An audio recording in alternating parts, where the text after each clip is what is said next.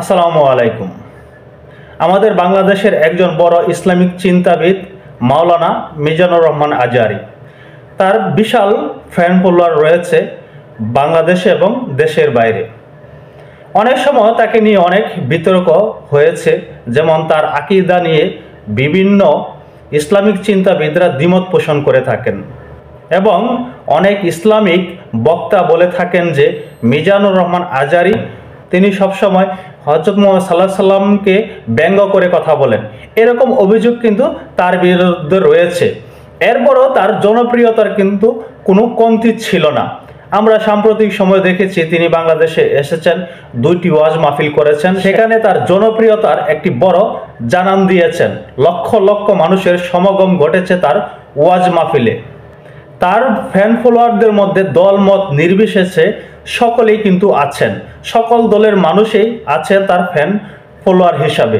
কিন্তু বর্তমান সময়ে তিনি যে ধরনের বক্তব্য দিচ্ছেন তাতে যারা রাজনীতি করেন তারা দ্বিমত পোষণ করছেন এবং ব্যাপকভাবে তার সমালোচনা করছেন। তার পিছনে কারণ হলো তিনি উদ্দেশ্যপ্রণীতভাবে হয়তো কিছু কথা বলছেন কোনো একটি রাজনৈতিক দলকে উদ্দেশ্য করে এবং কোনো একটি রাজনৈতিক দলকে প্রায়োরিটি দেওয়ার জন্য তিনি বিভিন্ন মন্তব্য করে যাচ্ছেন। তিনি যশোরে একটি ওয়াজ মাহফিলে প্রধান বক্তা হিসেবে বক্তৃতা করেছেন, সেখানে লক্ষ লক্ষ মানুষের সমাগম ঘটেছে এবং সেখানে পদদলিত হয়ে অনেকে আহত হয়েছেন। তার ওয়াজ মাহফিলে আইন শৃঙ্খলা পরিস্থিতির নিয়ন্ত্রণ করতে আইন শৃঙ্খলা বাহিনীর হিমচিম খেতে হয়। সেখানে তিনি রাজনৈতিক বিষয়ে কিছু কথা বলেছেন, কেউ কেউ বলছেন তিনি উদ্দেশ্যপ্রণীতভাবে এই কথাগুলো বলেছেন। এতে বিএনপির নেতারা মনে করছেন বিএনপিকে উদ্দেশ্য করে এমনটি বলেছেন মিজানুর রহমান আজহারী। আমার কাছেও মনে হয় বিএনপিকে উদ্দেশ্য করে তিনি বলেছেন, কারণ আমরা জানি মিজানুর রহমান আজহারী, আপনি বিশ্বাস করেন আর অবিশ্বাস করেন সেটি পরের কথা, আমি মানি বা না মানি সেটি পরের কথা, তিনি জামাতে ইসলামকে পরোক্ষভাবে সাপোর্ট করে থাকেন। এই জন্য বিএনপির নেতারা তার উপরে ক্ষিপ্ত হয়েছেন। তার যে ফ্যান ফলোয়ার রয়েছে সেখানে কিন্তু বিএনপির লোক রয়েছে, জামাতে ইসলামের লোক রয়েছে, আওয়ামী লীগের লোকজন রয়েছে, সকল দলের লোক আছে তার ফ্যান ফলোয়ারের মধ্যে। কিন্তু তিনি যে ধরনের রাজনৈতিক কথা বলছেন তার প্রতি যে ভালোবাসা প্রেম ছিল তাতে কিছুটা হলেও ঘাটতি পড়তে শুরু করেছে। বিএনপি যুগ্ম মহাসচিব রুহুল কবির রিজভী জামাতে ইসলামকে উল্লেখ করে বলেছিলেন যে একটি রাজনৈতিক দল বাংলাদেশের ব্যাংক খাত দখল করে নিয়েছে, তারা ইসলামিক ব্যাংকে দখল করে নিয়েছে। কারা রক কাটা পার্টি তা আমরা জানি। রুহুল কবির রিজভী এই কথা বলার পিছনে কারণও রয়েছে। জামাতে ইসলামের বিভিন্ন নেতারা অনেক সময় বলে বেড়াচ্ছেন যে বিএনপি যারা রয়েছেন তারা লুট্তরাজ, দখলবাজি, স্ট্যান্ডবাজি নিয়ে ব্যস্ত। রুহুল কবির এই কথাটির সাথে অনেকে একাত্মতা পোষণ করেছেন, অনেকে বলছেন এটি ওপেন সিক্রেট।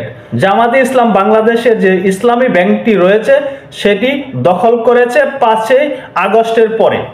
এখন বিএনপি পন্থীদের প্রশ্ন হলো মিজানুর রহমান আজহারী কেন বিএনপিকে উদ্দেশ্য করে এই রকম মন্তব্য করবেন? তিনি কি জামাতে ইসলামের কর্মকাণ্ড দেখেন না? তিনি কেন জামাতে ইসলামের কথা বলছেন না?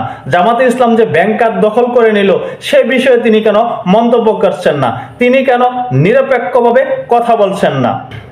এতে দেখা যাচ্ছে মিজানুর রহমান আজহারীর জনপ্রিয়তা হ্রাস পেতে শুরু করেছে। আমরা জানি আমাদের বাংলাদেশের জনগণ কোনো না কোনো রাজনৈতিক দলকে সাপোর্ট করে থাকে। সেখানে জামাতে ইসলামের যেমন সাপোর্টার রয়েছে, বিএনপি রয়েছে, আওয়ামী লীগের রয়েছে। এখন মিজানুর রহমান আজহারীর এমন মন্তব্যের কারণে বিএনপি মতাদর্শের যারা ফ্যান ফলোয়ার ছিলেন তারা কিন্তু সরে যেতে শুরু করেছে, তাকে নিয়ে বিরূপ মন্তব্য করতে শুরু করেছে।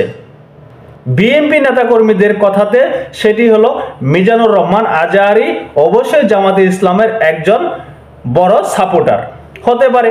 মিজানুর রহমান আজহারী একটি রাজনৈতিক দলকে সমর্থন করতেই পারেন, কিন্তু এখানে প্রশ্ন উঠেছে যে মিজানুর রহমান আজহারীর মতন এরকম ইসলামিক চিন্তাবিদ কি এরকম মন্তব্য করতে পারেন? বিএনপির এক নেতা প্রশ্ন করেছেন, তিনি লক্ষ লক্ষ টাকার বিনিময়ে ওয়াজ করতে যান, সেই ওয়াজ মাহফিলে তিনি ইসলাম নিয়ে কথা না বলে রাজনৈতিক কথা বলে বেড়াচ্ছেন। এতে এক ডিলে দুই পাখি শিকার করা হলো। এক, আর্থিকভাবে লাভবান হলো, ইসলামিক দাওয়াত দেওয়া হলো, অপরদিকে কোনো একটি রাজনৈতিক দলকে সমর্থন যোগান দেওয়া হলো। এই নিয়ে কিন্তু মিজানুর রহমান আজারী বাটে পড়তে পারেন, অনেকে এটি কিন্তু সন্দেহ করছেন।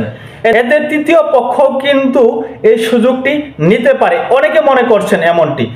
আমি মিজানুর রহমান আজারীর একজন বড় ফ্যান হিসাবে মিজানুর রহমান আজারীকে আমি অনুরোধ করব, পরবর্তীতে রাজনৈতিক বিষয় নিয়ে তিনি যেন ওয়াজ মাহফিলে কোনো বক্তব্য না দেন।